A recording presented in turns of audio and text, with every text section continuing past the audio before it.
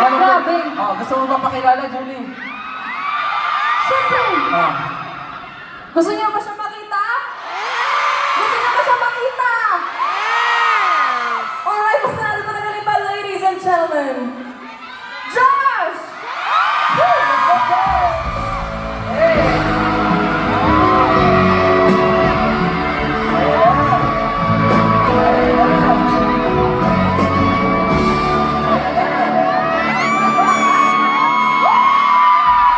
Ayan na. Nandiyan na si Josh. Pwede tayo mag-change topic. Grabe yung mga usapan nyo Parang hindi mo tutuloy. Malalim yung pinag-uusapan namin kanina. Masabi ko lang, grabe yung dedication mo ngayon. Nakikita namin yung pagpupursige mo, yung passion mo, yung pinaghihirapan mo. Kaya mo naabot kung nasan ka ngayon.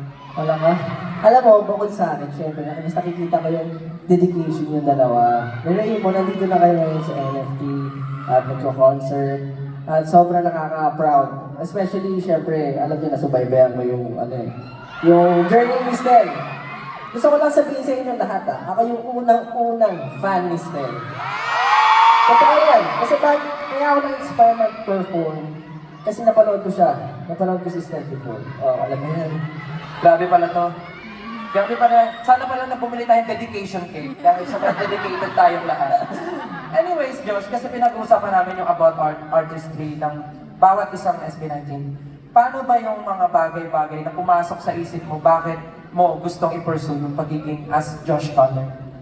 Naging Josh Connor. Siguro, alam mo, parang, kasi syempre as SB19, meron tayong goal for the group. Yeah. And just not just for the group, pero for the entire OPM industry. Pero for myself, siguro, gusto ko lang syempre i-break yung barriers at syempre i-break yung para capacity ko. Subukan ko hanggang saan ko makakaya as a solo artist as well. While doing it together with my group. At syempre, katulad nitong event na to, isa kayo sa mga gusto ko pasalamatan kasi inspirasyon kayo sa maraming tao, including me, para syempre nag-perform. Ina-invite ako para mag-perform dito. Maraming salamat po. Sobrang nakakatuwa at syempre nakaka-proud kayo. Alam ko, hindi lang ito yung huling concert nila. For sure, mas marami pa kayong mararating. Pero alam mo, Josh, naniniwala ko na after mo mag-perform tonight, marami ka rin ma-inspire dito. Ano? After mo mag-perform dito tonight, marami kang ma-inspire dito. Alam mo, exit na lang kaya ako. Gusto ko na gusto ko na maging halaman. O kaya speaker. Ito na lang ako. Yung friend, yung papayag ba kayong hindi makita si Josh mag-perform? Gusto niyo ba mag-perform si Josh? Sige na! Ayaw na namin! Ito na si Josh para sa inyo! Let's go, Josh Connor! Woo! Come on, everybody, make some noise!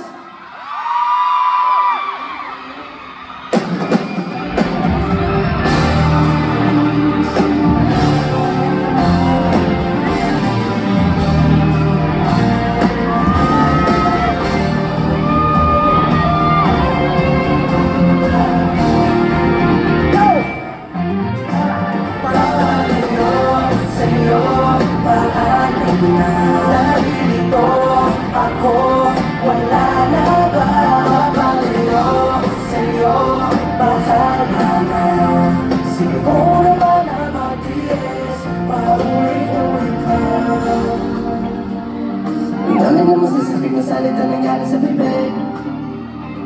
Sa dami mo sinabi parang di nakakaw na makinig. Lagi na lahasin pag-uwi. Araw-araw away at bate. Di ko na malaman kung ano ba talaga.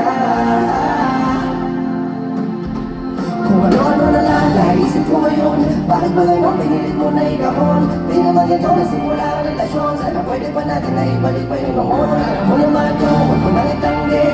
Bakit di ba pwede tayong dalawa umalik? Di na ikaw ang gusto ko na makatabi. Kung pwede lang walang masasaktan. Pwede ba kayo sumabay? Sino nakakalam? Di marami sa aking damdamin ko.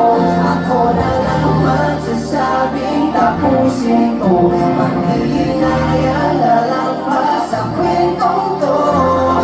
Di ko maintindihan. Papalayo sa'yo, paano na nalilito ako? Wala na ba? Papalayo sa'yo.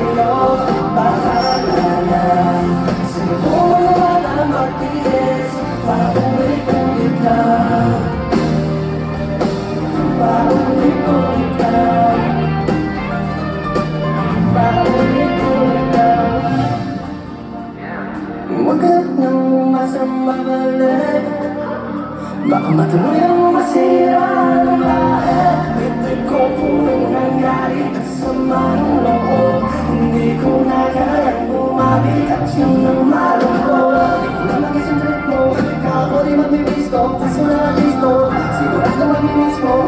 Pero ako nagtanda na mag-miss mo. Inuwi mo, di na ko nasaktan. Hindi ko na alam kung bakit nagkaganyan. Hindi ko na alam kung saan ito mapunta. Oh, ano ba? Tingnan mo, ako na ang magsasabi. Tapusin ko ang hindi kaya lalampas sa kwento to. Di ko maintindihan.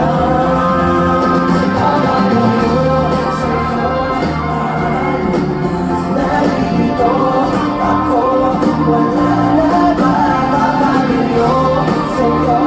Bahala na, suko na malabatiin. Babalayo na sa'yo, babalayo na sa'yo. Di ko maintindihan.